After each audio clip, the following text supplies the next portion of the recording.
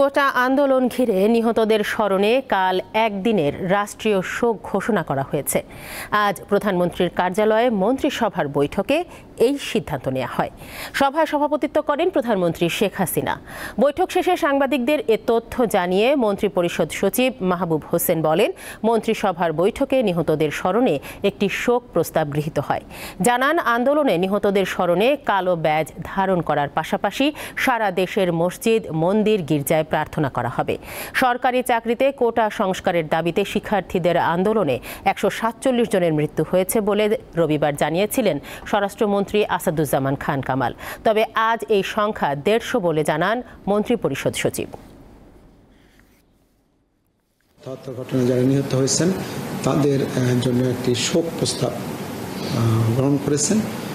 সেই শোক প্রস্তাবটা আনুষ্ঠানিকভাবে নেওয়া হয়েছে। আর দ্বিতীয় যেটা করা হয়েছে সেটা আগামীকাল দেশব্যাপী শোক পালন করা হবে এবং সেই শোক পালন অংশ হিসাবে কালো ব্যাজ ধারণ করা হবে এবং মসজিদে দোয়া, মন্দির, গির্জা, প্যাগোডায় প্রার্থনা করা হবে।